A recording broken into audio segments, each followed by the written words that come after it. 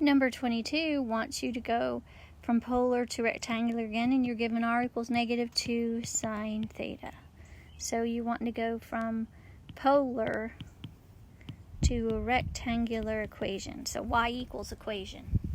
All right, so remember we had r equals the square root of x squared plus y squared, or we can say, yeah, so let's just learn that. And then remember, x equals 2, r cosine theta, and y equals r sine theta. And we don't have an x or a y, but we have such close.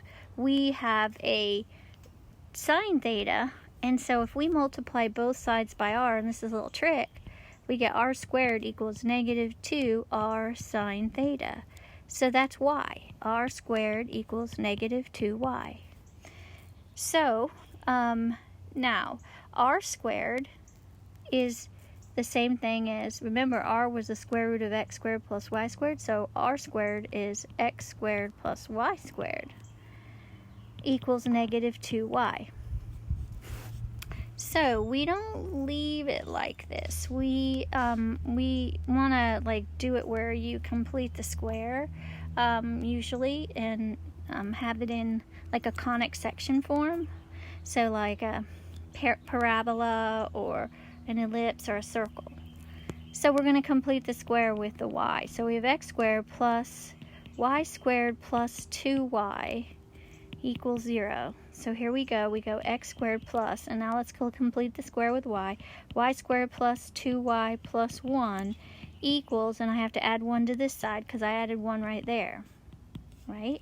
So I have x squared plus, and what is that? That's y plus 1, quantity squared, equals 1. So if you look, you have choice B for 22. All right, number 23. Once you go from rectangular equation to polar. So the first one says, 23 says x plus 3 squared plus y minus 1 squared equals 10. Okay, and so what do you do with this? Well, you are going to, remember, we're looking for x is r cosine theta, and y equals r sine theta, and r is equal to the square root of x squared plus y squared, or r squared equals x squared plus y squared, and theta is the inverse tan of y over x. All right, so all those things, we could switch x to r cosine theta and y to r sine theta and multiply it out, but it's easier if you multiply this out first and then substitute. You'll see what I mean. So let's multiply this out. X squared plus 6x plus 9 plus y squared minus 2y plus 1 equals 10. Now we're going to combine our x squared plus y squared together because that's r, right? Is equal to, and we have a 9 and a 1 on this side and a 10, so these go away. So let me keep going, just so you don't get confused. Plus 6x minus 2y, that would be equal to 0, right? So let's put this stuff on the other side. X squared plus y squared equals 6x minus 2y. Now x squared plus y squared is r squared. And now we can say what x is. 6 times r cosine theta minus 2 times r sine theta.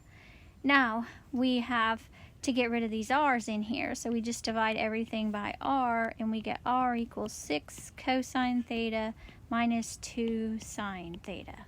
So that was number 23, so that is C.